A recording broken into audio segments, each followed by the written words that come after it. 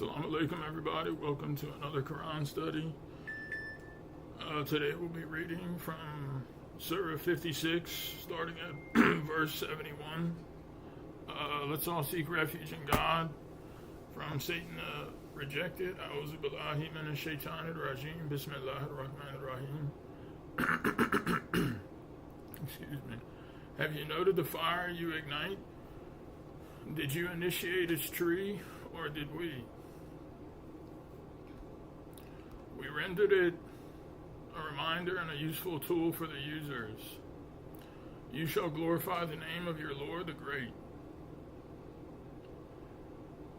So if you think about it, anytime, we ignite a fire of any kind, even with a lighter, we think we're doing something in the sense of, we are, whether you're spinning a little metal component in a spring and then a fire ignites. But if you really think deeper about it, or just igniting a fire with regular wood through some type of chemical reaction or something, like how much are we doing like for that fire? Do we create the chemicals and that react?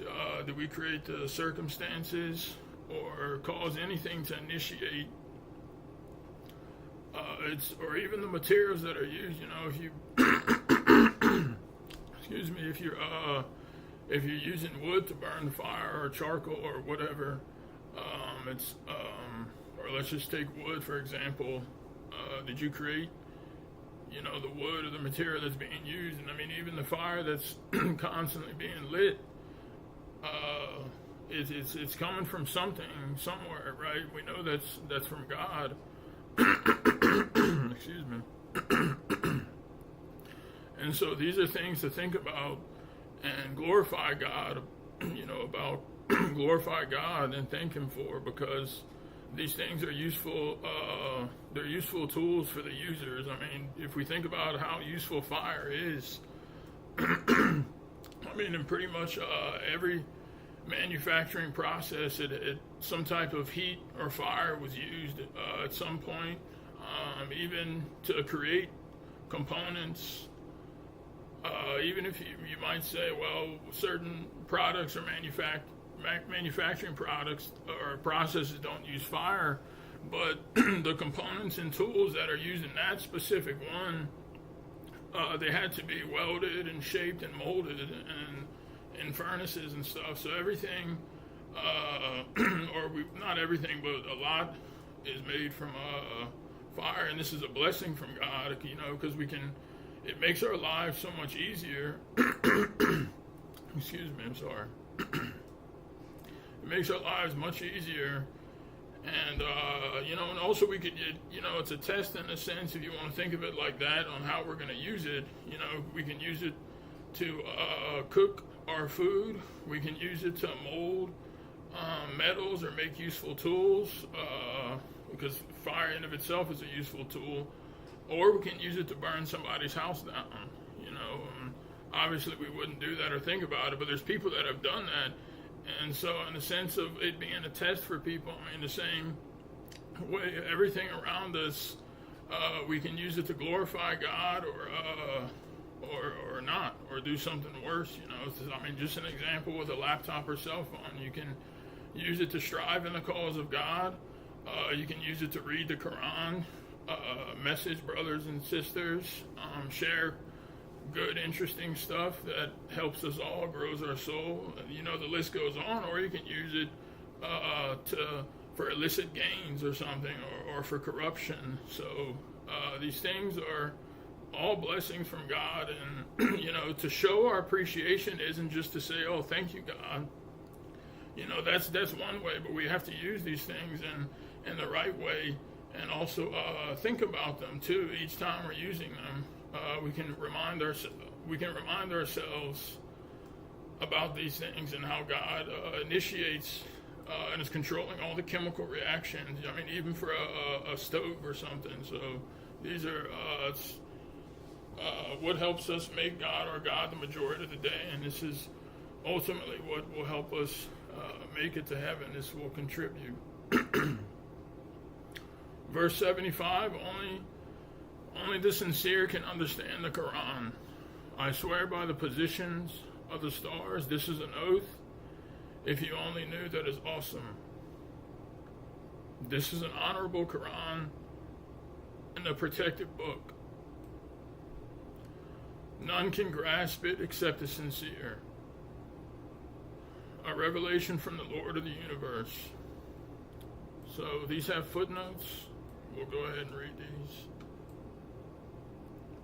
So from 75 to 76, I swear by the position of the stars, this is an oath. If you only knew, that is awesome. So for that one,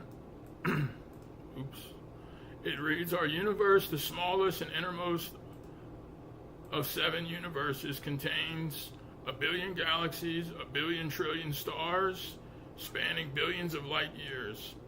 These uncountable decillions of heavenly bodies maintain their orbits in a divinely controlled precision.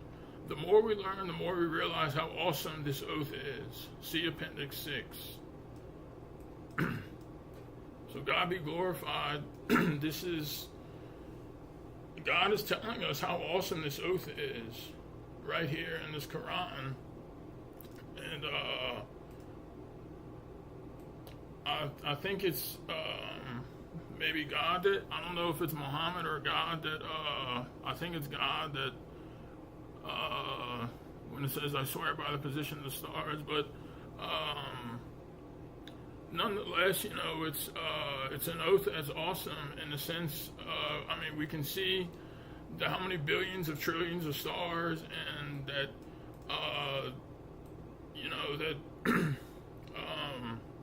it's being sworn on that this by the position of these stars. Every position of every star, and each star has however many, what type of solar system and heavenly bodies, decillions of heavenly bodies, comets, asteroids, planets, all types of moons, all different types of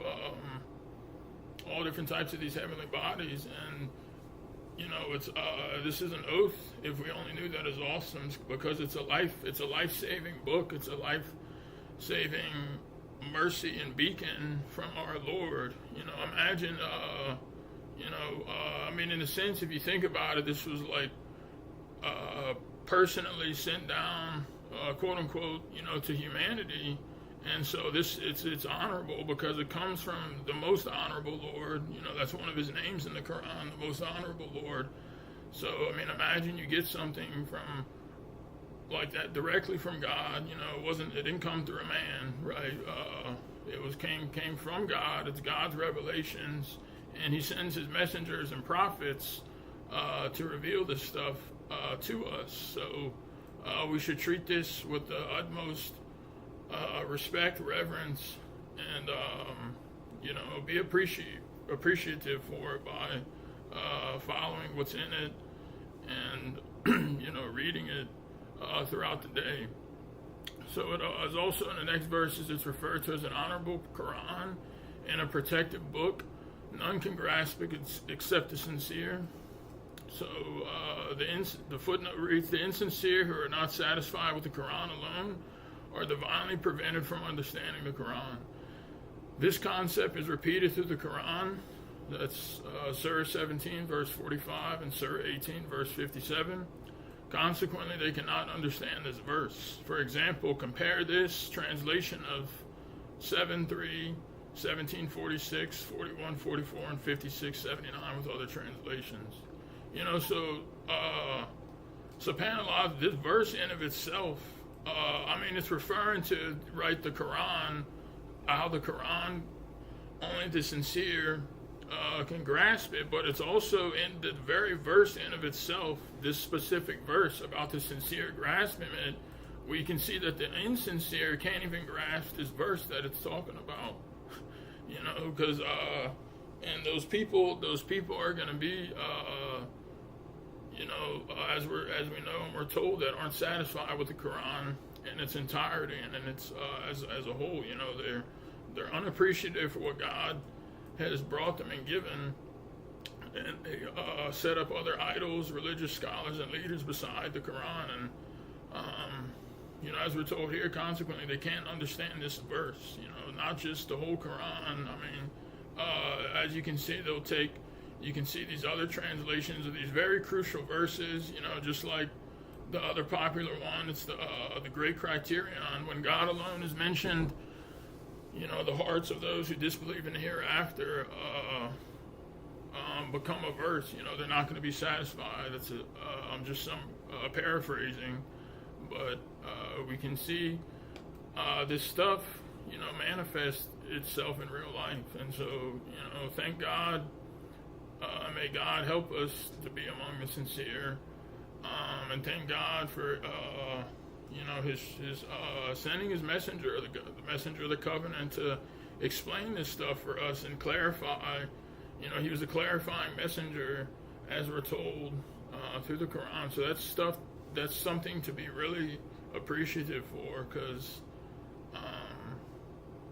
we can see how Satan has duped so many people from other religions, and even who have gotten this Quran, and how they've gone astray. So it's ultimately a mercy from God that we're given this stuff. So a revelation from the Lord of the universe. Are you disregarding this narration? Do you make it your business that you disbelieve? When the time comes and your soul reaches your throat, you will then look around. We are closer to it than you are, but you do not see. If it is true that you do not owe any accounting, why do you not restore your soul if you are truthful? So, this question is being posed for people who disregard this Quran and this narration, and that they turn to disbelievers, and they'll eventually see. Everybody's gonna go through this, right? When we leave this world. At the time of death, the righteous don't die, but the righteous go straight to paradise. But the disbelievers, we know their fate and their destiny. And so they're going to be the people that don't think that they owe any accounting, right?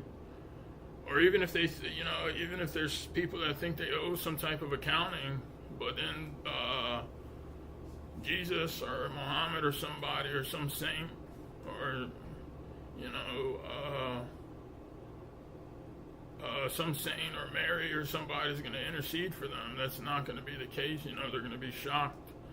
And then, for the people that completely disbelieve in resurrection,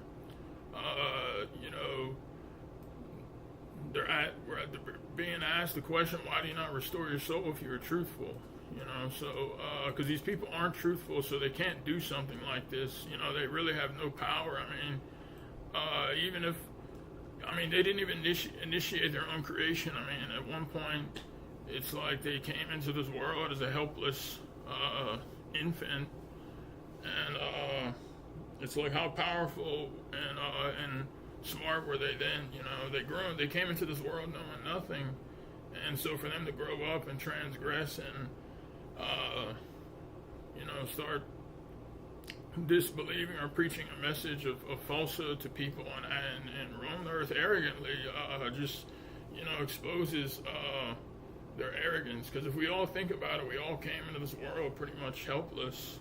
So how much do we actually know? Who are we to grow up? In the sense, like, from a disbeliever's perspective, to grow up and suddenly say that there isn't any God. Who was this person? They were just a sperm drop at one point. So we're given all this information in the Quran too, for people to think, but we can see it extremely arrogant. They can't even grow. If you really think about it, how powerful are these people? They can't even, if they have a piece of their ear cut off, they can't even just think about it and then grow it back. So how powerful really are people? But they act, as we're told in the Quran, and we can witness for ourselves, they act as if they're going to live forever. and just by the way they're living and the things that they're saying. So we can see the destiny and the fate. There's going to be two places essentially, because heaven and hell. And I mean, within heaven and within hell, there's going to be a lot of different places and ranks. But and I mean, even one might say the purgatory, but the purgatory will be merged into the lower heaven. So verse 88 says, "If he is one of those close to me, then joy, flowers, and gardens of bliss. If he is one of the right, peace is a lot of those on the right."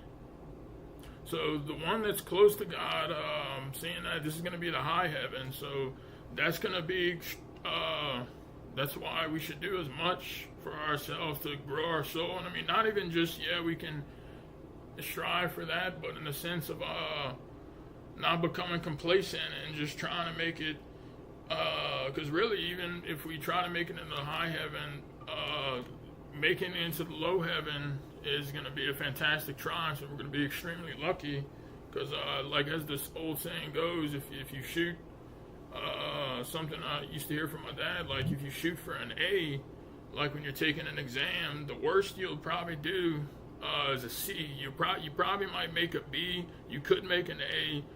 The worst you'll probably do if you're really shooting for an A is you'll make a C. Now, if a lot of people might just shoot for a C just to get by and to pass, but they're not, but those people, they may make a C, but more than likely they're going to end up with a D and possibly an F.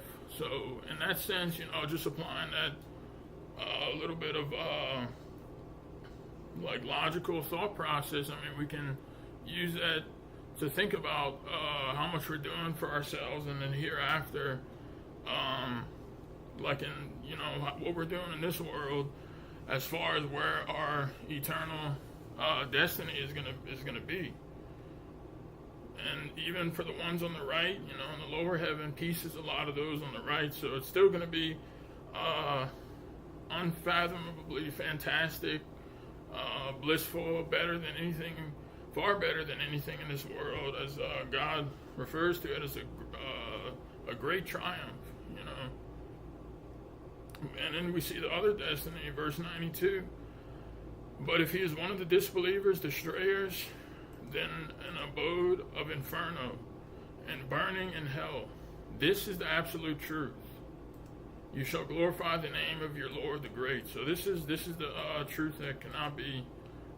This is the truth that we believe in as submitters, and everyone's going to have an accounting, and we're mindful about the day of judgment. I mean, even things we're going to, when we do as a submitter, like throughout the day, we can think subconsciously or consciously, or maybe subconsciously too, but we can think about kind of in the back of our mind, like, how is this playing a part in,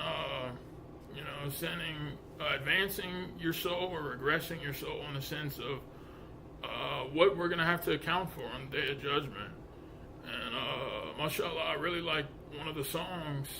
I think it's in the third album, the Submitters album, that some good lyrics and stuff. I'm listening to this, and it's helpful. Just reminding, you could be doing something, listening to it, driving or exercising or whatnot, or working on something, and it's very powerful in the sense, I mean, it's all what we're told in the Quran, but in the sense, of thinking about this stuff, really thinking about this is a day that everyone's going to be witness. Everyone's going to witness, what a day. So our time is precious here on this earth, and we don't want to be in this either. We don't want to be in that. We don't want to be on the wrong side, essentially. Mashallah. That song, I was the Day of Judgment, the third album. I love it.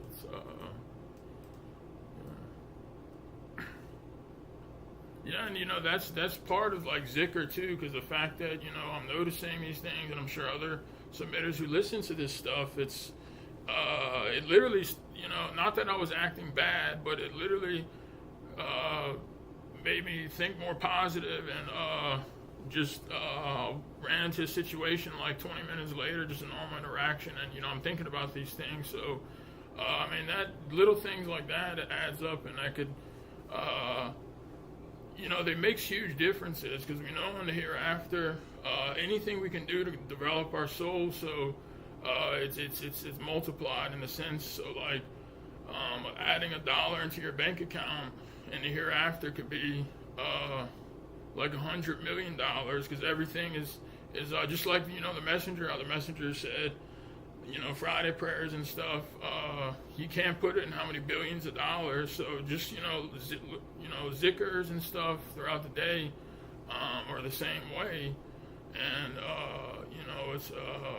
it's very good. God loves that stuff, and we do it because it makes us feel good too. Next Surah 57, Iron al-Hadid. In the name of God, most gracious, most merciful. Glorifying God is everything in the heavens and the earth. He is the Almighty, most wise. To him belongs the kingship of the heavens and the earth. He controls life and death. He is omnipotent. He is the Alpha and the Omega. He is the outermost and the innermost. He is fully aware of all things. So everything is glorifying God, even everything around me, this laptop, the materials, all of us, our bodies, our souls, because in a sense, like everything, its very existence is owed to God. Everything we see, even our eyeballs, our retina, or if we just think about everything we're looking at around us, if it wasn't for God, we wouldn't see anything, hear anything, we wouldn't have anything. Who knows how terrible it could be, but so everything, its very existence is a testament to God, and how he's most merciful and most kind to even as rebels. He gives us all these nice things, and prepares the way for the submitters, makes even provides for the disbelievers, as we know, as I think when as we're told in one of the verses in the Quran, when Abraham was imploring God, but God says you also provide for even the disbelievers, but until on the day of judgment, those provisions will be no more.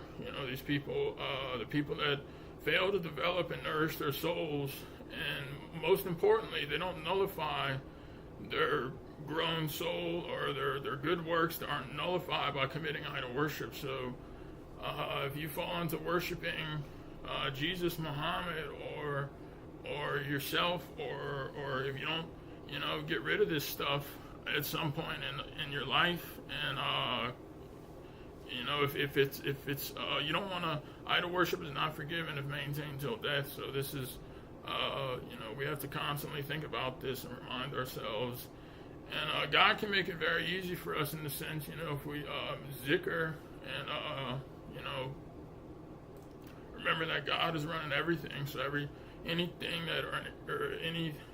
or anyone that anything that happens around us, done by anyone, if you just look at it, God is doing it. God is controlling this person. God is moving this vehicle. Because if you really think about what the verse "La quwwata illa billah" means, no one possesses power except God.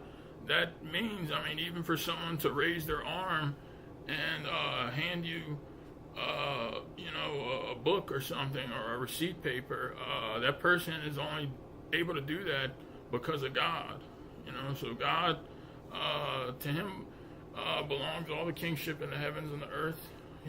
He controls life and death. So people may think, they can control their life or death, but ultimately God is the doer of these things. And the decision, kind of like touching on what the messenger says, really, as submitters, the decision is real simple. We can, for all people, we can, what's left up to us is to either choose to be with God or choose to be with Satan. So we obviously want to choose, and will choose to be with God, and we can ask God to help, keep helping us in that decision, and eventually to where it becomes, He makes everything easy for us,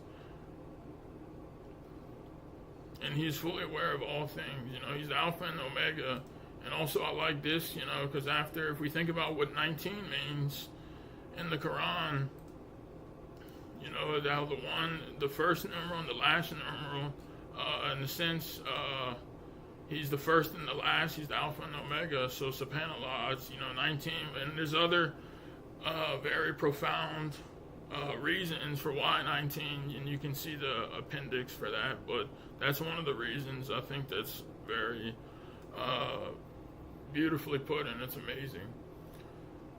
So He is the one who created the heavens and earth in 6 days and assumed all authority. He knows everything that enters into the earth and everything that comes out of it and everything that comes down from the sky and everything that climbs into it. He is with you wherever you may be. God is seer of everything you do. Alhamdulillah. So God is with us right now. Even if we think we're alone, we're not around any humans or something, or we could be in some distant place for work or wherever. But in fact, God is with us, wherever we may be. He's so this can provide comfort and solace, comfort in anybody's solitude. And this is very reassuring too. And He knows everything that enters into the earth and everything that comes out of it and everything that comes down from the sky and everything that climbs into it. So He's aware of everything that's happening right now.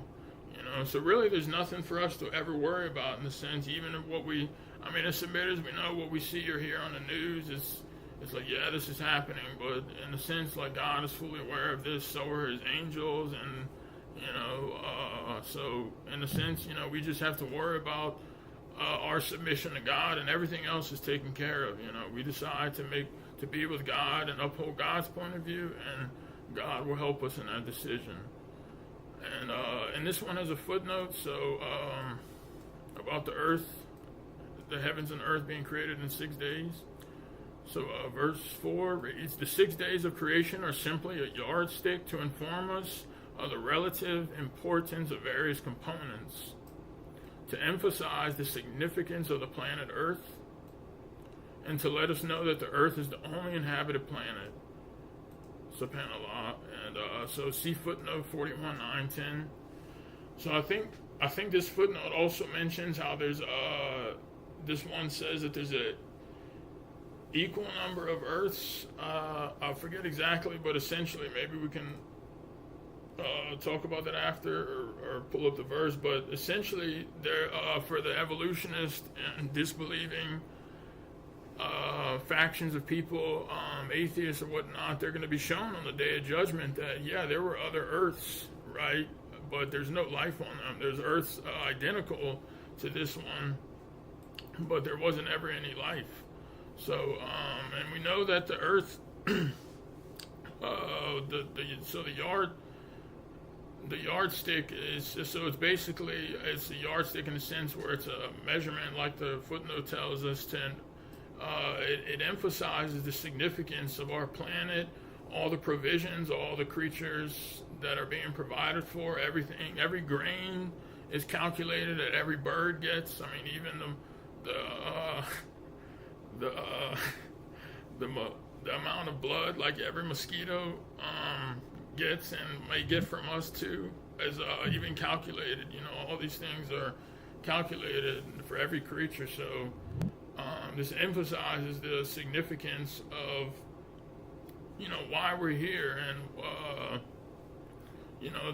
the test, and the entire putting Satan's claim to the test on this temporary domain Earth.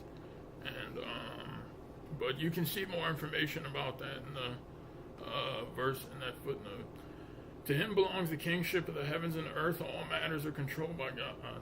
So God is running everything. Every matter is controlled by God. I mean, even everything. So he merges the night into the day, and merges the day into the night. He is fully aware of the innermost thoughts. So, imagine like this not happening, or if we were just to continue on in the day, or vice versa, continue on at night, eventually it would get really hot and cold. So we can, when we see a sunset or a sunrise, we can thank God, and thank God that He's doing this for us, because how easy He makes it for us. I mean, because if we just imagine what it would be like without any sun for even for 2 days, that could get bad, or vice versa. If there's too much sun, things will start heating up, and it could be hard to go to sleep or something. If you don't have the right shelter. I mean, even for the other creatures. And He's fully aware of the innermost thoughts. So we should always make sure our innermost thoughts are good, and ask God to help us with us. And then if we have to debate with our jinn or something, or a whisper comes, we should seek refuge, really. The verse, and I think it's 23:70 something,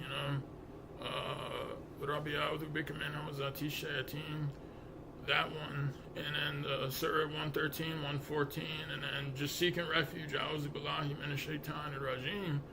And these are zikrs too, and they're also a testament to our belief that, only God can protect us from these whispers. And, just think back to what the messenger said, how, doing it 200 times a day may not be enough. So if we, look at that, like he's putting emphasis on how conscious we should be of God, and especially, as submitters, how Satan is always after us. So he's going to be, the more we seek refuge, the better, in the sense, it's, or any zikr, because we're making God our God and not listening to the whispers of the devil. And we have to remember, too, that he's a formidable opponent. I think those are the words in one of the sermons or studies used by the messenger. He's our most ardent enemy, as it's laid out in the Quran, as God tells us. But he's not just any enemy. He's formidable in the sense of his cleverness, his wickedness, in the sense of like being sneaky and clever. And and we can see the testament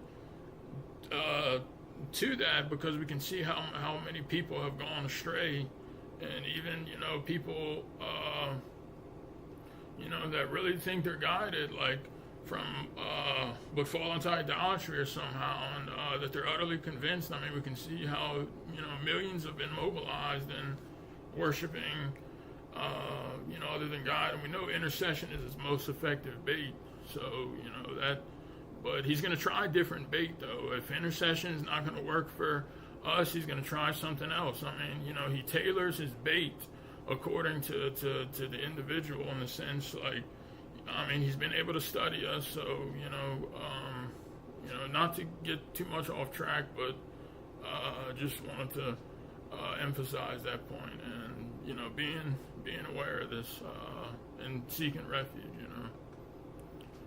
Believe in God and his messenger, and give from what he has bestowed upon you. Those among you who believe and give to charity have deserved a great recompense. Why should you not believe in God when the messenger is inviting you to believe in your Lord? He has taken a pledge from you if you are believers. He is the one who sends down to his servant clear revelations in order to lead you out of darkness into the light. God is compassionate towards you, most merciful. SubhanAllah. So this book, is a way out of the darkness into the light. And we can thank God. He's the most compassionate, most merciful towards us. I mean, towards everybody, because everybody has the same chance, in the sense where they can either choose to believe or disbelieve. Why do you not spend in the cause of God when God possesses all wealth in the heavens and the earth? So we think about it, even the wealth we're spending is not from us. It was given to us from God, and it's everything God possesses everything. I mean, even the wealth of, these super rich people, that's really not theirs. He's the possessor of everything. So it only would naturally make sense to spend in the cause of God for our own souls, and because we believe in the message, we believe in God and His cause, and therefore, like something you believe in, you're gonna work and strive for and spend your money in the cause of, Special honor distinguished from the rest are those among you who spend before the victory and strive. They attain a greater rank than those who spend after the victory and strive. For each God promises salvation. God is cognizant of everything you do. So each type of person that, in this case, God promises salvation, but for people who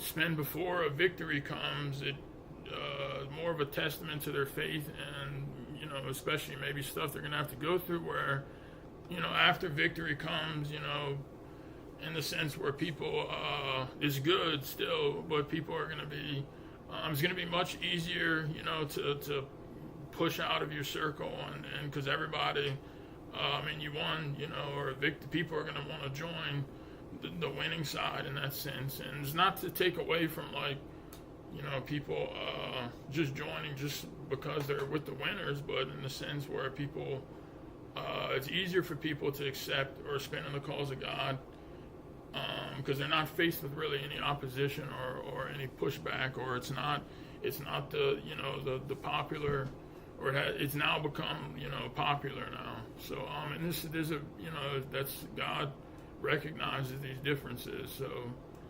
But in both cases are great, though. God promises both these people salvation, types of people. Who would like to loan God a loan of righteousness to have it multiplied for a manifold and end up with a generous recompense? So yeah, that's really the best investment. You can't really put a ratio or number on it, how much money you would like if you're thinking about it in those worldly terms, about investing and stuff. The great triumph, the day will come when you see the believing men and women with their lights radiating ahead of them and to their right. Good news is yours. Good news is yours that on that day you will have gardens with flowing streams. You will abide therein forever. This is the great triumph. So yeah, this is the greatest triumph. It's the great triumph that everybody should strive for. Really, that, like God says, those who have an intellect will take heed, because then they'll realize that, they'll see this, and they'll not just do it for these rewards, but that's just, I guess an effect of what you've done to grow your soul. But you do it because, returning to God and being happy at your Lord is like the most important thing, and that it beats everything else. Despite what the illusion may try to seem, or what the illusion around us may seem to offer, we can see how a lot of people, even all of us at some point, if we fell into idolatry, we took that bait. But now that we see the truth, only by God's grace to show us this stuff, we understand, we can really appreciate this. The worst losers on that day, the hypocrite men and women will say to those who believe, please allow us to absorb some of your light. It will be said, go back behind you and seek light. A barrier will be set up between them, whose gate separates mercy on the inner side from retribution on the outer side. They will call upon them, were we not with you? They will answer, yes, but you cheated your souls, hesitated, doubted, and became misled by wishful thinking. Until God's judgment came, you were diverted from God by illusions. Therefore, no ransom can be taken from you, nor those who disbelieve. Your abode is the fire. It is your Lord and a miserable abode. So yeah, we don't want to be among these people, and we really have to, for someone, or and then we can see how people have gone astray, like in just other religions, that there's a popular belief: once saved, always saved. Like how easy Satan gets people, and it's really, they're misled by their wishful thinking. They're just wishing that someone's probably going to come save them, or they feel comfortable in their belief because everybody else in the millions or hundreds of thousands, maybe within their community in a state or town, believe the same thing. So, these people, there's Christian hypocrites, Muslim hypocrites, even submitter hypocrites, or quote unquote, but the thing is, they're going to be in the worst place because they cheated. We can see what happens is they cheated their soul, they hesitated, doubted, and became misled by wishful thinking until God's judgment came. So, this is why, like as submitters, we have to, any doubts we have to work on them, and we don't want to be around such people that would divert us from the message, or that would even come into submission or badmouth the messenger, or come up with innovations and stuff. Because if you think about it, there's too much at risk. There's too much, like as far as our eternal life. There's so much at stake. For each one of us. So it's not worth. As we see the case, it's a profound disaster, but it's not worth, compromising with people just to maintain some worldly relations or friendship or business.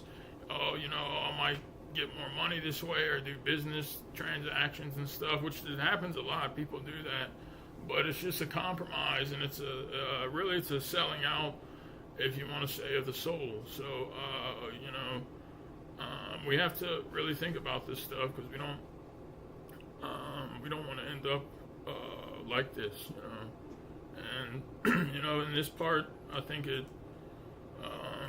referring to as we're given a good example, I think, by the messenger, how he refers to them. How moths go to the light. So like in hell, in the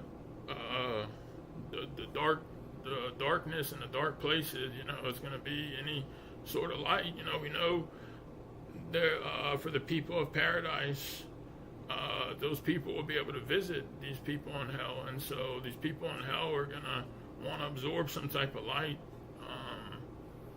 and probably a sense of like the light we have here on this earth, but also in a more allegorical sense too.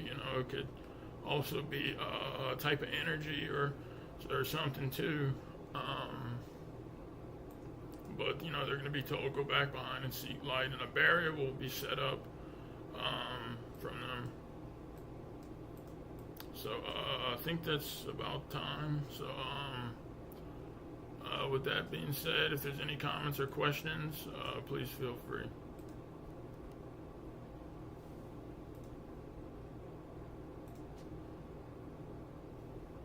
Thank you, brother. Great study. Subhanallah, thank you, brother.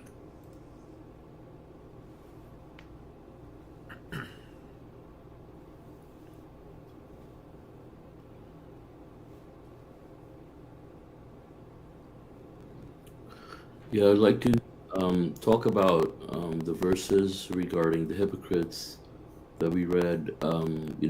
They're being referred to here as the worst losers, right? So I believe that, these are people that are the worst losers, right? So this is a particular group of people that will be among the worst. So I think you made a reference, rather, regarding hypocrites and Christian hypocrites and Muslim hypocrites and submitter, quote unquote, hypocrites. And I see that these are people who say they believe in the Quran,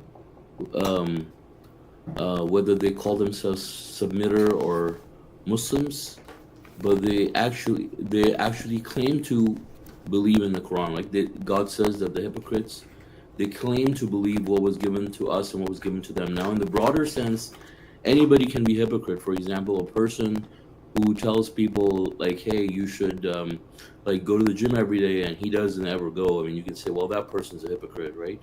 But I think in the real sense of the hypocrite in the context that we're talking about, the hypocrites are people who claim to believe in what was given to us and what was given to them.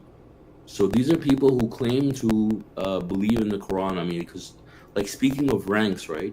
So these are people that are the worst losers that will go to the lowest pit of hell, right? So this is a specific group of people.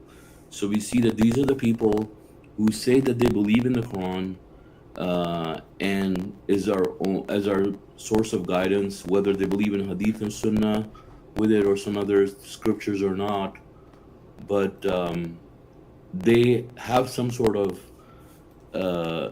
thing about them that allows them to mimic the believers in some way. Like, they come and they say we believe, and the messenger says they come and they sit among the believers, and then they go and they spread their poisonous doubts, right? So these are I mean, it's something to think about why they're the worst in the sense of their ranks, because I mean, if you think about it, like logically, like a person who's disbelieving and going to bars and partying and committing adultery and whatnot, and cheating and everything, or killing other people, but claims to be an atheist, and then you have a person who claims to believe in the Quran, but he has doubts, and I mean, it looks somewhat difficult to understand like why these people are going to hell, and not only that, but just going to the lowest pit of hell.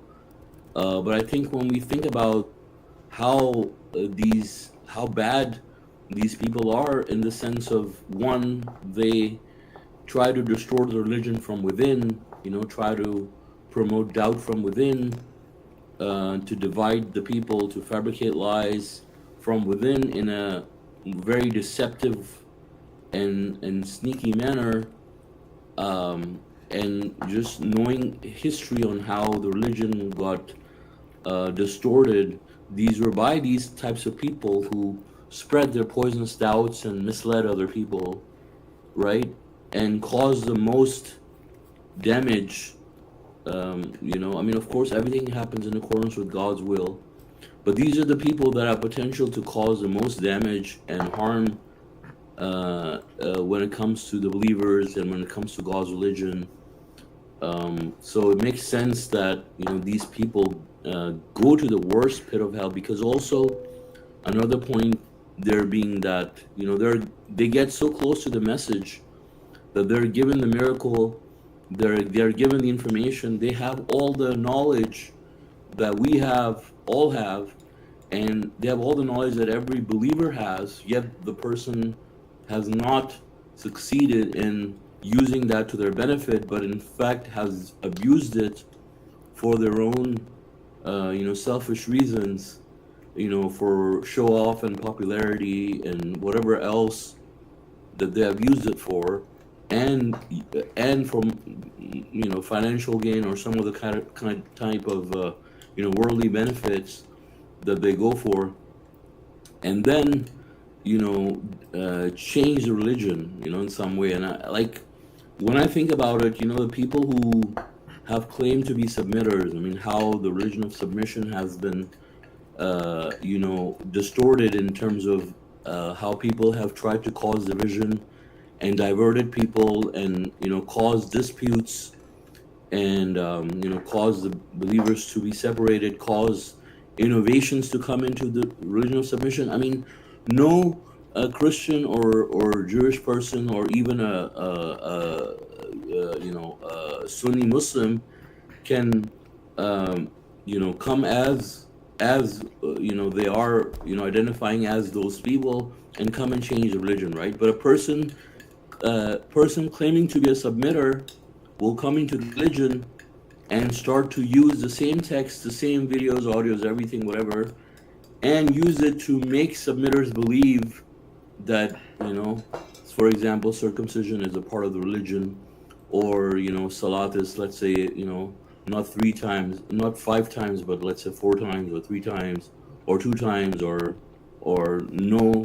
nothing at all, or like Hajj does not exist, for example, where they come and they claim to believe in the same thing as we do. They even some of them even will pray the same way as you do, give the same zakat as you do.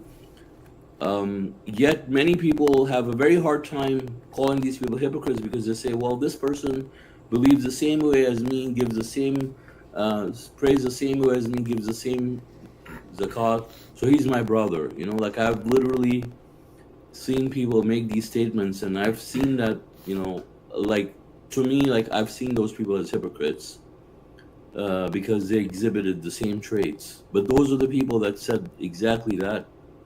But we can see how these people are so detrimental, and why, and how, like, they will, and if you're not careful, how they will divert other people. They will infect them with the same kind of disease, in a very literal way. When you think about it, that they'll infect them with the same kind of disease that they have, and people will identify as them. Like, I know people, for example, like, that were associating with hypocrites, and that people I consider as hypocrites, and I reminded them, and they weren't exactly believing in the same things that they did, but they didn't like the idea of disassociating from them and being a part of their gatherings and whatnot, and then they ended up believing just like them, because God says that they rub off on each other, right? Yeah, it proved probably those So, people didn't have much, like, a good foundation to begin with. But yeah, I'm sorry to yeah. interject, but yeah, No, yeah, you're right. yeah, what you said is so important, because I've thought the same thing. But like, as you as you mentioned, man, these people cause the most damage, in a sense. Like, people who actually are lucky enough to get the message and are working on, they want to make it, and they trying to have a fighting chance, and then only for them to be misled, like, to the worst degree, Right. through these people, and that's what makes it, I think, so evil. Even though, and it would make sense too, because, like, not, like, it's a thing, the old saying, not everything is as it seems. So, like, yeah, a person on the surface that, like, looks evil, looks bad, does bad, I mean, not to follow him. Like, it's obvious, like, okay, well, if I go steal, commit adultery and stuff, it's like the devil, can't really hurt you. I mean, unless you're just, like, crazy or something. But like, the devil you don't know is the one, is the most, is the worst one, because these people that mislead under the name of like the true, like the religion. I mean, it's interesting too, to see this. It was happening at the time of the messenger, how these people were dividing and causing disputes. And thank God, we that stuff was recorded, and we could see this stuff happen, and things that the messenger, before his departure into heaven, what he was, basically addressing, But yeah, very, very good synopsis about that.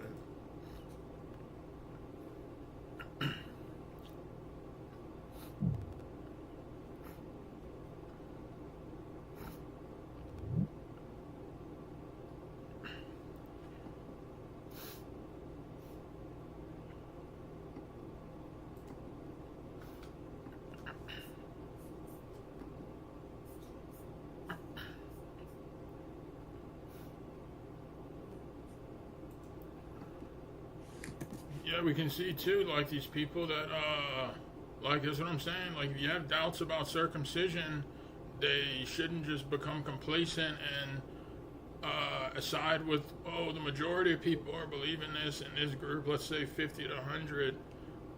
Because we can see that exact type of thinking has failed humanity in every way. We're even given the reference in the Quran, the majority of people mislead others with their opinions. The majority of people are going to be in hell. So in a smaller sense, these big they're still committing the same, I think, crime, or not crime, but they're falling into the same trap, better said, of social pressure, and being misled by these people, referring to like newcomers or something, or people that may get enlightened about this issue, and then they're kind of on the fence, and then they end up siding with the majority. Exactly.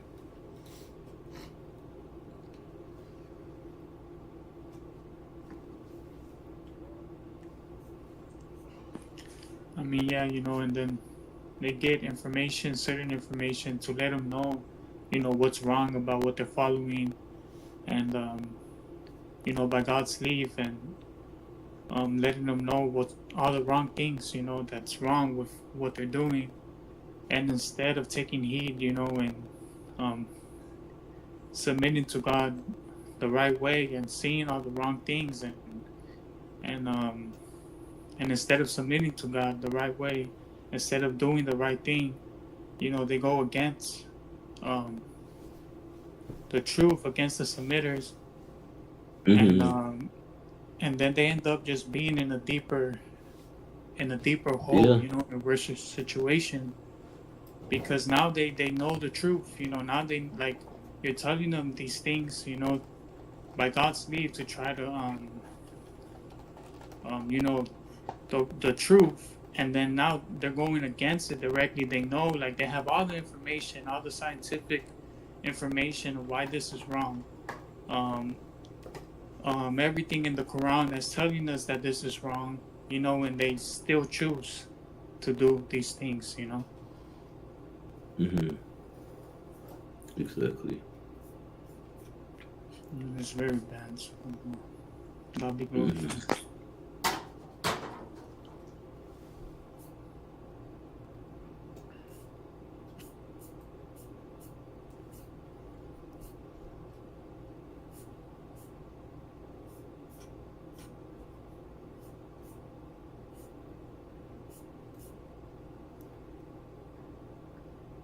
So it says we read from 71. Yeah, okay, that's right.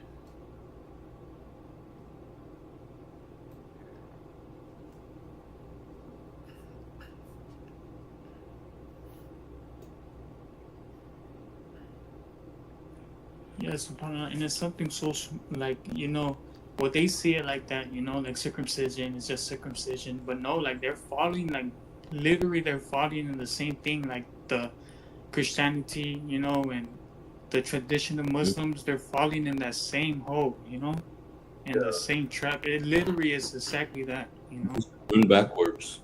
Yeah. Yeah, mashallah. And I think, their apathy, people, like, apathy is condemned in the Quran. So we should look at these things like a single belief like that, or something else could literally send you to hell. And it's, it's something like maybe a lot of people don't want to think about, in a sense, because they're, people are averse. Like we're seeing Surah 21, I think, how the hour's coming, but most people are oblivious, averse to that or the information. But if they look at it like that, I think they would take it more seriously, because I think we've discussed, like, there's been people that go about it nonchalantly and don't think it's a big deal. But in the sense of, like, you hereafter, everything really is a big deal. Even the way, everything we do, just like the Quran tells us, an atom's weight, so if we think about that, or if these people were to think about that too, they would maybe examine the stuff further and really put effort and put thought into these things, instead of just not, same thing with the miracle too. People who I've heard the verse, like, you may blame yourself, and I'm sure maybe it's happened to all of us or something at one point, but I've thought back, it's happened to me, I'm thinking, like, where did I go wrong? Like, when you show somebody the miracle, or in person, or you talk about it, and I mean, subhanAllah, like, may God help us to be better stewards of like spreading the message. But in the sense, people, I mean, it's just more interesting. It's interesting to see more how people react to important information, and they don't take it, serious. I mean, and I think it ties into their belief in the hereafter. If they think that this is the world is the only thing that we have, of course they're not gonna take things seriously. But once belief in heaven and hell comes about, I think that's what's important too. Mm-hmm.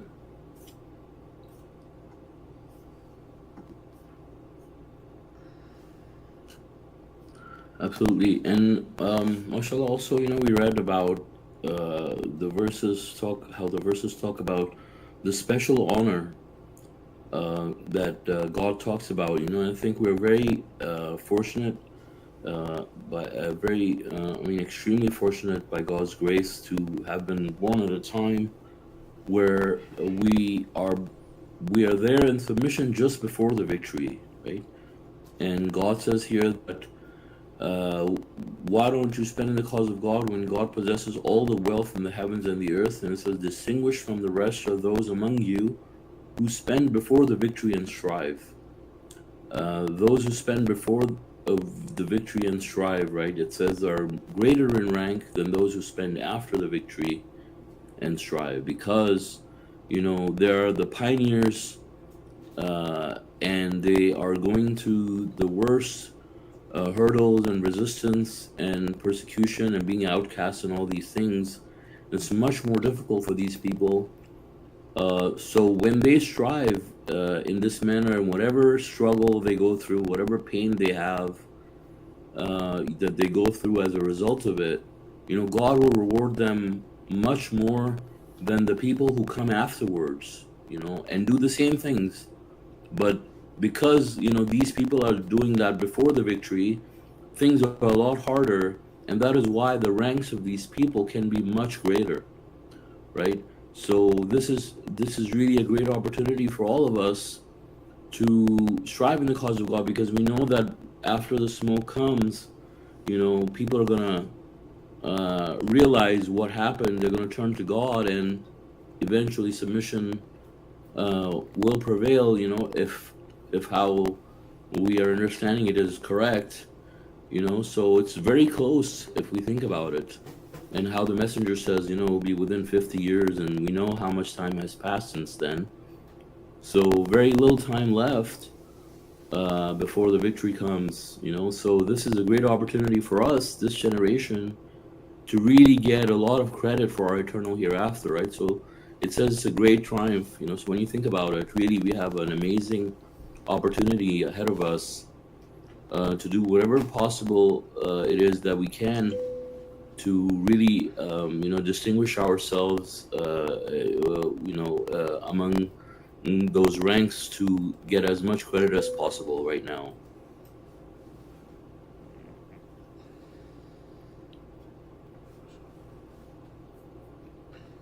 Alhamdulillah, brother. Alhamdulillah.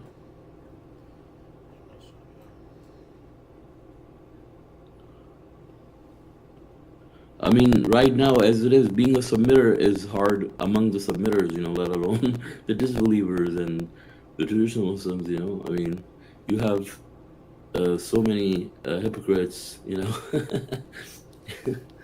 So, I was laughing because it's true, But right. Abdullah said, like the time of Ali. Yeah. Yeah, we went through the time of Ali, Yeah. Ali's no longer here.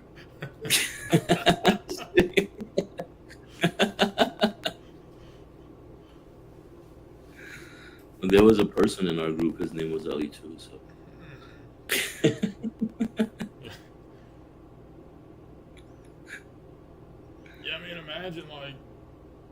if these people don't reform like him, thinking that it's okay to, or, I mean, not to bring up, but just on the basis of what we were talking about earlier, about how innovations and just weird opinions and stuff and distortions, they creep in, and like if people don't work on that or think about like what they're advocating, for marijuana in that sense. Right. I mean, it should be obvious, but Yeah. but it's interesting just to see. Yeah. Yeah, I was just thinking about that the other day. I was telling my wife, like, the same person, when Jocker asked a question about whether or not, like, he can make profit, like legitimate profit, just by charging for the worth of his services, because he says he does quality work and he charges a good, a premium price for his services, and whether it's fair for him to do that. And I said, yeah, that's fine, And the same person got kind of upset about it, almost like feeling kind of agitated that, he would do that. But then when the same person asked the question about whether or not, like, he could help businesses, build marijuana bars and stuff, like, of course, like, he was all for it, like, not even just all for it, but like, they were overzealous and like excited about wanting to, Yeah, so they weren't even like, push it. right, they weren't even putting thought into it, the fact that they were overzealous. Yeah. I mean, imagine, like, I could imagine seeing yourself helping a place that manufactures, well, I don't want to say that, but, yeah, I mean, Cocaine. Yeah, I mean, crack pipes or something. Meth. Like literally, like, Yeah. how would you feel like about? I mean, how would you call yourself a submitter? Like, if you're partaking and aiding these people one way or another? Yeah. And, the old saying, like, oh, if somebody else doesn't do it, or so if I don't do it, somebody else is. That's like, the old like satanic philosophy of like, oh, well, if this person doesn't steal this from the bank, then or if I don't do it, somebody else is gonna do it. It's like, okay, go right on ahead. Yeah. Yeah, that is a really like a really amazing thing you hear from people.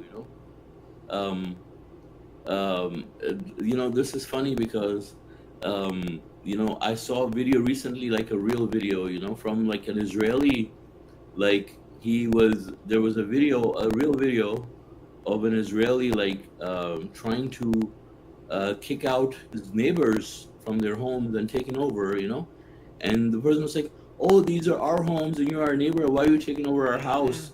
And the neighbor said, well, if I don't take it, someone else will take it. Yeah, exactly. I saw that same one. Yeah, they're so evil. And yeah, exactly. And this one person, he was my friend for a very long time, and he ended up doing the same thing, with my inheritance, back home, and I caught him, and then his brother found out, I told his brother that he was doing that, obviously I cut all ties with him, but his brother asked him, and he told this exact same thing to his brother. He said if I didn't take it, someone else would take it. So isn't it better that we take it instead of someone else? Yeah, it's crazy. I think people could even think like that. I think it's just an excuse that they tell their conscious or subconscious for their evil. Like, they love evil and they want to commit evil, but for them to go to sleep at night or be able to justify it in their mind, they just tell themselves that. I mean, they'll make up any, people will make up anything, like how they lie to themselves, Yeah. But it's their loss, really, all of it. Yeah, but imagine, like, yeah, exactly. But I mean, imagine, like, there's one person in Israel and there's one person in Pakistan and there's someone else in the U.S., let's say, I don't know, wherever, and they're saying the exact same thing. Like, oh, if I don't do it, someone else. So it's like Satan, international, spreading, doing the same tricks. It's interesting. Yeah, they say the same exact thing on different parts of the world, different people. Yeah.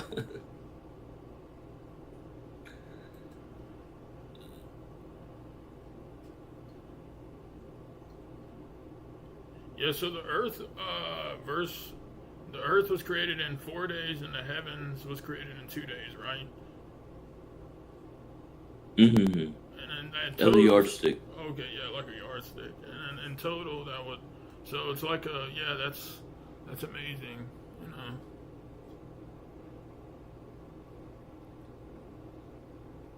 And then there's 6 other types of earth identical to this one that I think is talked Mm-hmm. about in verse or Surah Yeah. 41.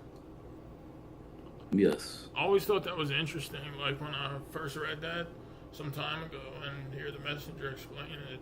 Mm-hmm. I mean, God, subhanAllah, He plans everything like perfectly and beautifully, you know. So evolutionists can't say anything. I mean, even if that wasn't the case, they wouldn't be able to say anything either. But on the day of judgment, they'll be shown. You know, we just didn't Yeah. evolve from slime. You know, like some people think we came from Mm-hmm. slime. Like Right. the slime. Yeah. No, mashallah. Also, yeah. Also, the verse in the Quran that you highlighted also the other day. I think God says in the Quran, that He created, spouses from among you, and He put love and care, in your heart towards your spouses. And there are proofs for people who are intelligent. So, like, even just think about that, right? I mean, how does evolution describe, how people have feelings? Yeah, exactly. You know, Like, and I mean, they have feelings for each other. Like you're not gonna want to mate with a donkey or something. You're gonna have feelings for another human being. or you're not gonna want to go get And married to a fish or a leaf or something. yeah, yeah, You know? Yeah, it's like subhanAllah, God, like where did that even, come from? You know? Thank God for that. yeah. Yeah, because that's something that they even, despite their best efforts, they wouldn't be able to explain. I mean, they can, Mhm. you know. Mhm. Yeah, exactly. I mean, it too, Yeah, and inherently, if if they, how could they even explain good and evil? Like, I didn't like you. I won't use Mhm. this one that I've used before on this really belligerent atheist, but I'm like, dude, if you walk outside in your front, and then you see like a horrendous crime happening to, let's say, a friend or family member, and I said, according to you, like we're all just evolutionary, not like the feeling that comes over you and the like in natural. I mean, you could be a kid and you could just know that, okay, that's evil. Like something about this is so Mhm. evil and wicked. And so, I mean, where did that even come from? Like, that's not from evolution. Like, you know what I mean? So Mhm. they didn't really have an answer. Yeah. I think they said, well, Mhm. I may not feel that way or something. Like, no, I mean, everybody. I Mhm. mean, like you said about emotions, Yeah. Mhm. Yeah, and to elaborate on it further, like obviously, you have reproduction between all the animals and all the plants, even. I mean, they have to have they have to have the male and the female for each one of these, with the exact same like genetic makeup in order to have life come out of it. Like this, there's a whole. I mean, this is such an intricate process, right? There's so much involved, in all of this, right? So, I mean, obviously, the whole thing is just doesn't even make any sense whatsoever. Like I can't even wrap my mind around how people can even understand that evolution in itself just exists. This is just absurd altogether. There's absolutely, I mean, so much evidence that we can't even count. Uh, there's so much evidence in everything that God has created. Um, so subhanallah, I mean, obviously these people they just want to be disbelievers and blocked, that they can't see anything. Subhanallah, but it's so twisted too, because these are the Mhm. people that think of themselves so intelligent, and other people look at Yeah, them like, so, so twisted. yeah. Look at them as geniuses and whatnot. Yeah. Some of them, like, yeah, it's amazing. But God, these are these are people who are not intelligent. Right, You know, but these because are if you people. further, if you think about it, like you were just explaining, if you go deep in it, like all these things start popping out. You know, like what you were just explaining about love and about how these creatures reproduce and all this amazing stuff. You know, once you get put a once you think deep to it, you know, it's like Mm, you really put your thought in it. You know, mhm, and exactly. people say this was just it happened and Mhm, evolution. If you really like think of it and you try to make sense of it, um and you know, then you'll see the truth that actually this is, like you were just saying, it's not intelligent at all. You know, makes no sense. mhm, exactly.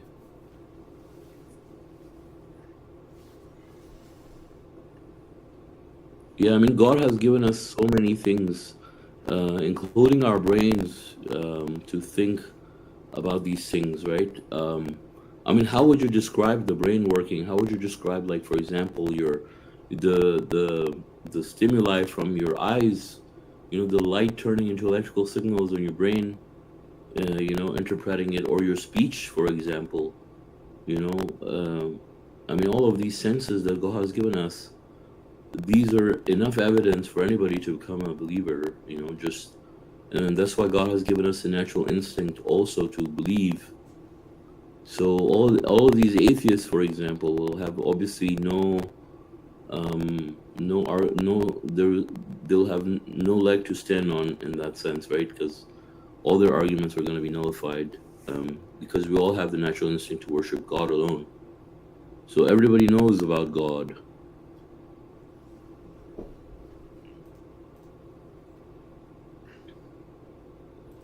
Like Yeah, nobody like can we say, "Oh, all, I didn't know that God was real because I never saw." yeah, we all bore witness. You know, like we took that Hmm. covenant. Am I not your Lord? You know, like we were asked, children of Adam. Hmm. Hmm. Yeah, I mean, it's really going to be something, you Exactly. know, for on the day of judgment. I mean, Hmm. so all this information like is it's at the time of death that everything becomes known, like about the heavenly Hmm. food and stuff, our purpose of being here. I think, Hmm. yeah.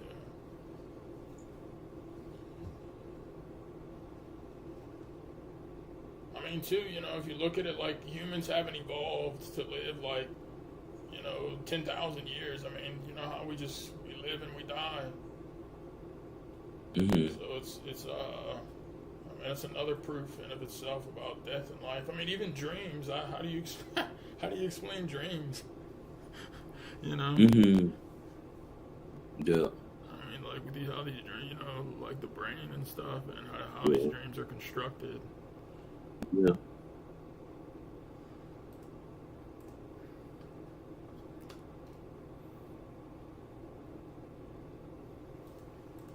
Absolutely. Yeah. Also, wanted to comment on verses 75, 56, 75 through 79. You know, God is swearing by the positions of the stars in Surah 56, verse 75. Um, and it says, "It is an oath if you knew that is awesome," right? And this is 5676.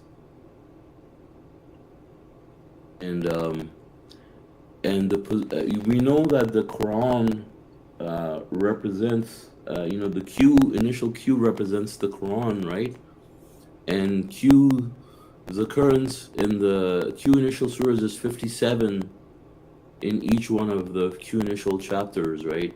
And so when God is saying, "I swear by the position of the stars," you know, if you actually see the navigational stars, there's actually exactly 57. I think I've talked about this before also. There's actually 57 navigational stars that are recognized for celestial navigation. Subhanallah.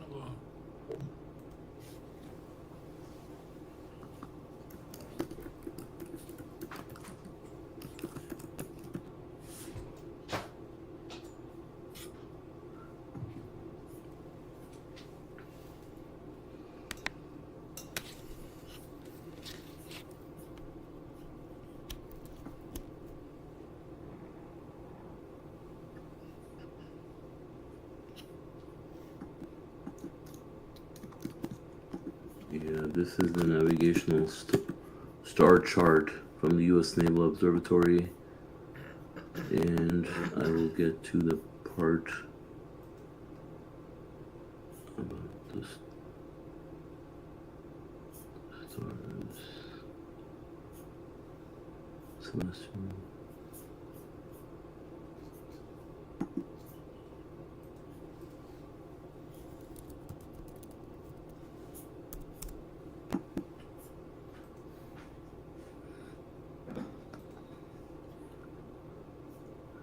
So it says, of the approximately 6,000 stars visible, these selected stars among the brightest and span 38 constellations. Again, 38 is a multiple of 19 as well, right?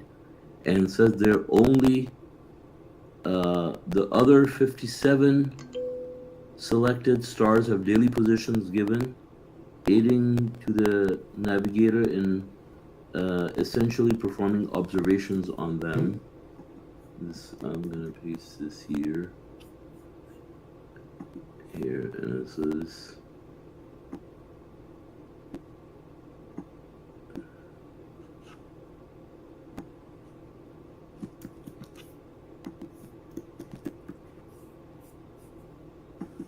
this is from Wikipedia. Somewhere I have that list of those 57 stars too. This one is this.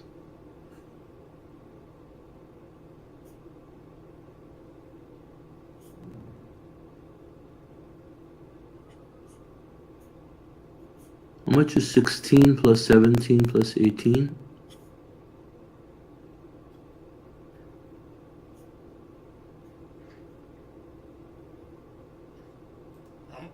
How much is what? 16 plus 17 plus 18? No, I think, no, that's not true. Not 16 plus 17 plus 18. Sorry, no, sorry. Yeah, no, not that. Hold on. Yeah, so the on Wikipedia, yeah, you can see the list of stars, right? There's 57. At the bottom, if you scroll down, Subhanallah. right? Except for Polaris. Polaris is not included among them. Then there's some kind of footnote under it.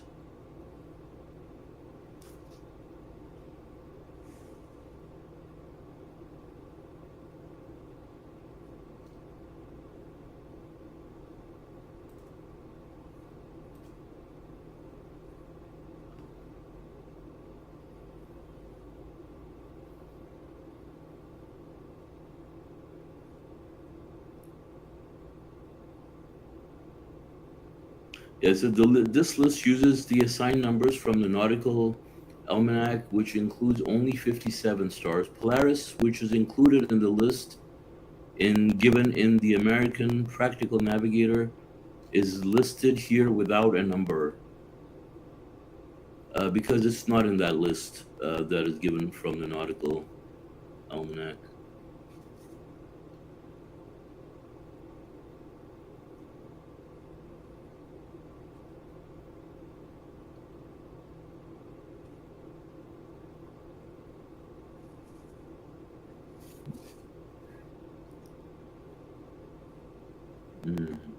This is another one.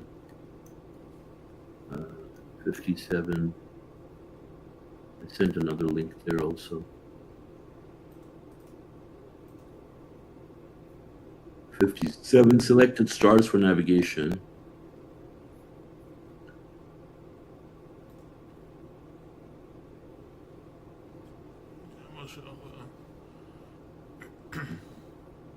Yeah, there's 57.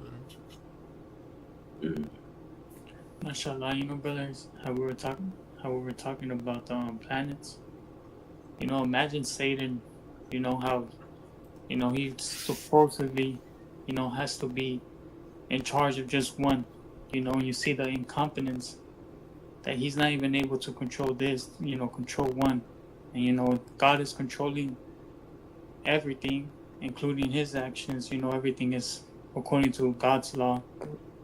He imagine he's not able to do anything. He can't control this earth. And then all the other ones that God is controlling. Like, and he's still just, it's kind of like crazy.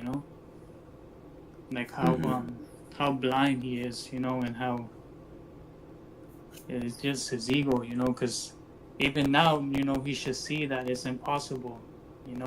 Like, it's over with, and it's really amazing. SubhanAllah. Thank God. Thank Yeah, God, mashallah.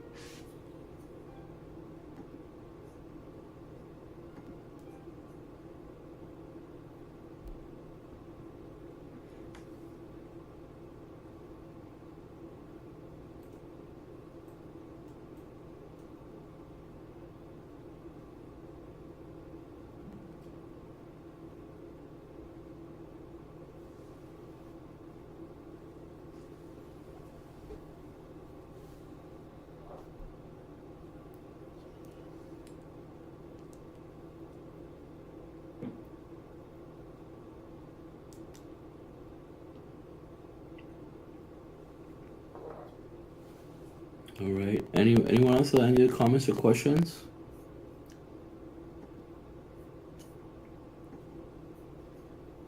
Any off-topic questions from anybody? Well, Abdullah, you said 51. I'm not sure what you meant. 51.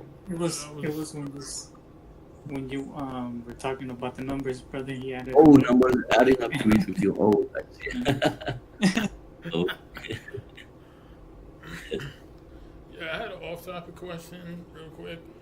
So, verse 2, Surah 2, verse 238, it says, "You shall observe the contact prayers. You shall consistently observe the contact prayers, especially the middle prayer, and devote yourself fully to God."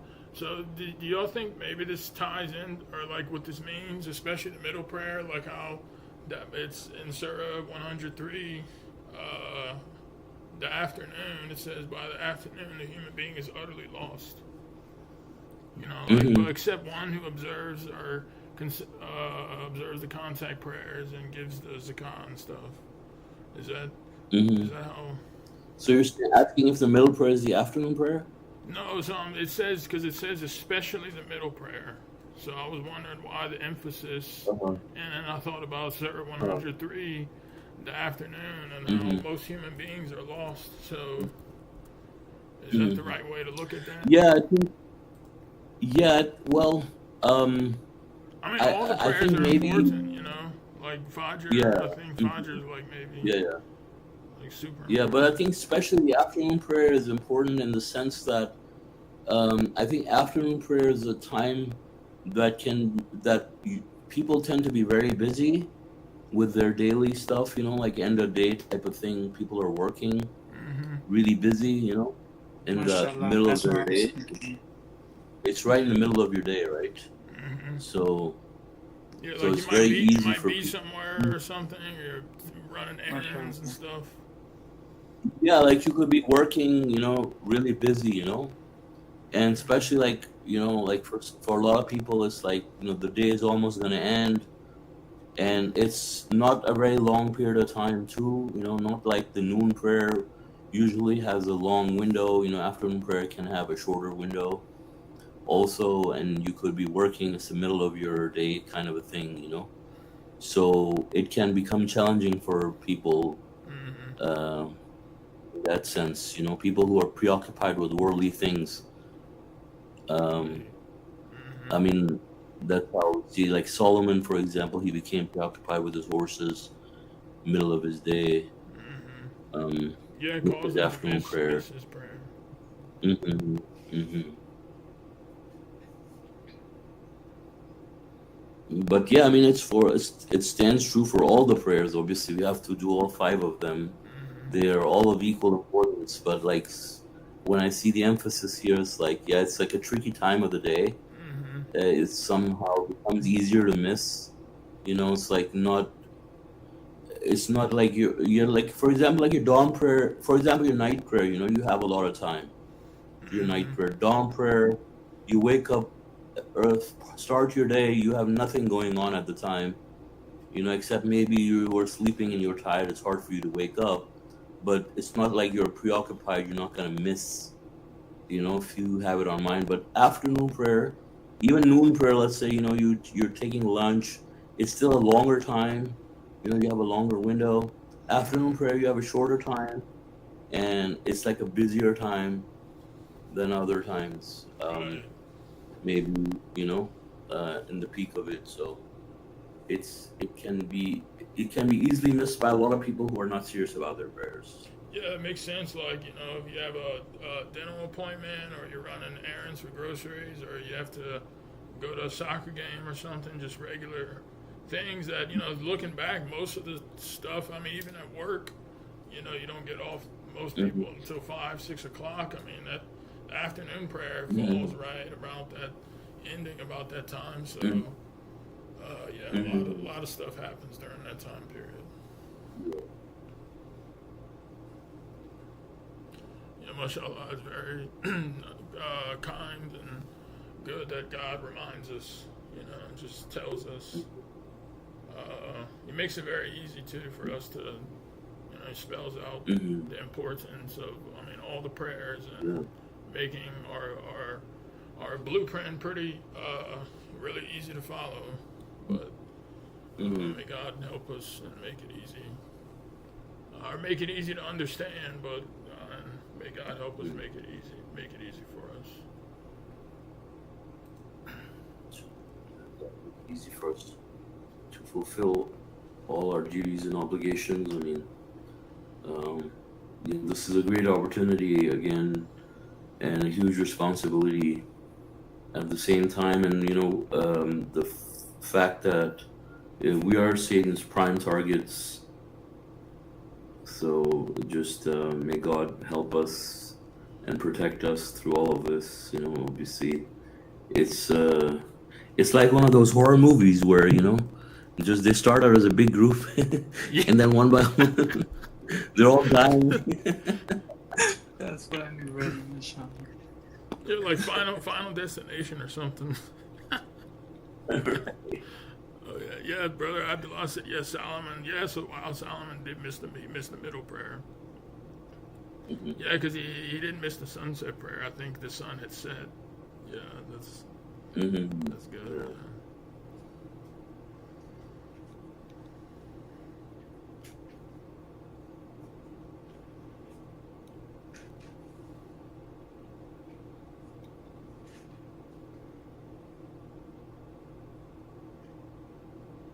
And he said, Abdullah said, I remember the messenger said something about physical health for afternoon prayer.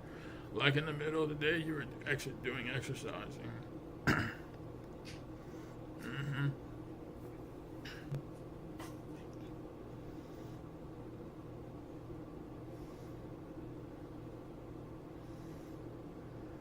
Brother Abdullah, can you elaborate?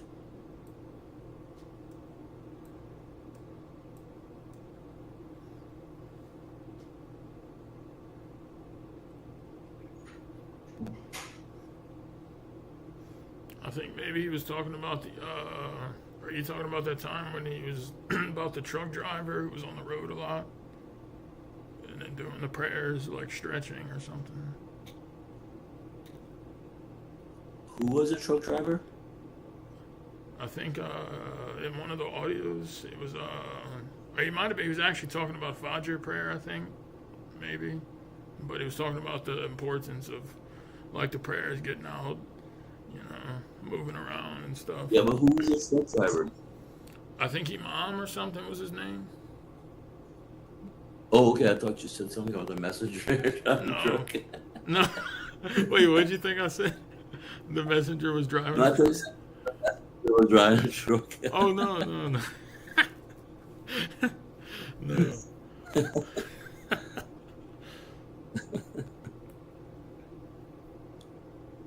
Yeah, he was like, listen up, Imam, or something like that.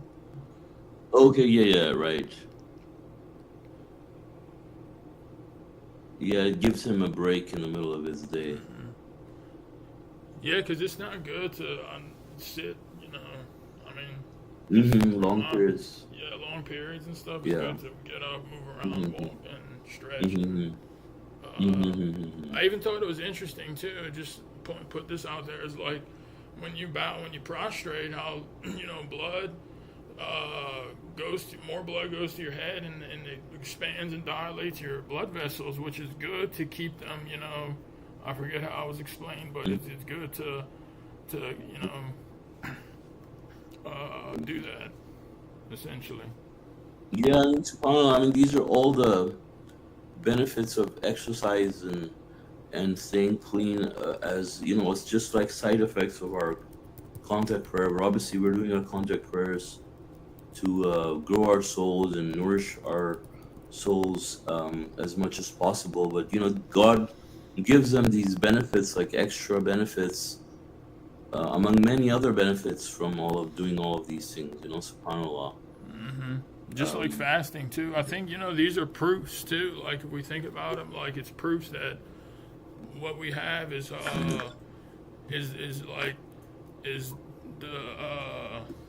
the truth from God, and especially it's the truthful covenant, not the covenant of where you're in pain and you get mutilated. You know, I mean, just thinking about it in that perspective. I mean, you have one that the side effects are good, and then you have another where the side effects are not that good. Right.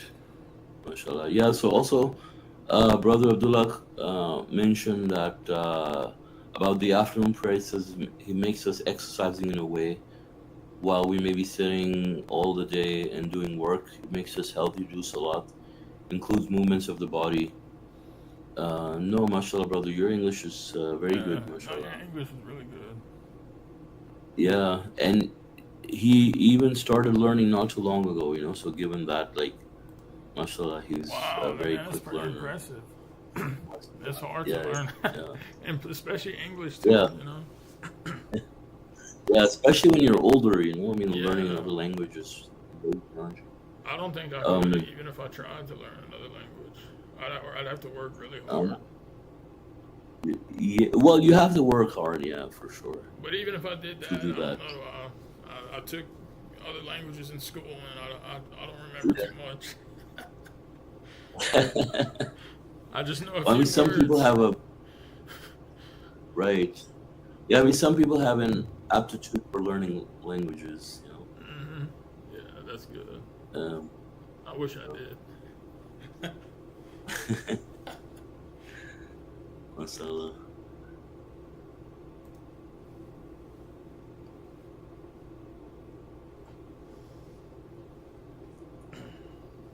Yeah, I was gonna say something, I forgot the point I was gonna make. Brother, you know how you Alright. guys were saying about the benefits? Like, did you guys Uh-huh. You know, also about not eating pork. You know how bad pork is for you. You know, and Mm-hmm. probably the people at that time, you know, when it was being revealed, they probably didn't know that. You know, like Mm-hmm. know the about the parasite and you know how bad it could be for you. Pretty, it's Mm-hmm. pretty amazing, mashallah.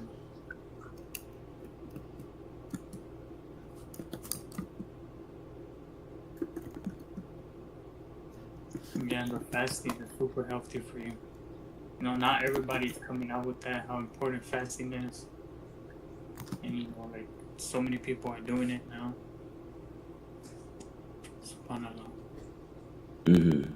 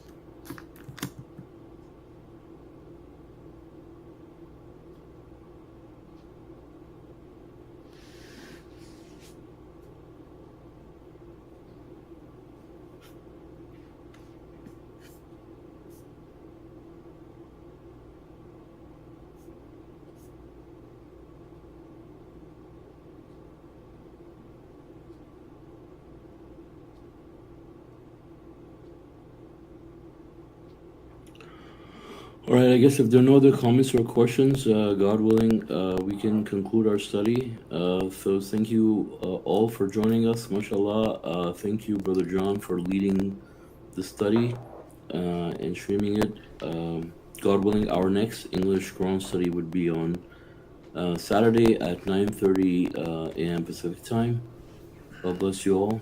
Assalamu alaikum. God bless you all. God Assalamu bless you. alaikum. God bless you all. Assalamu alaikum.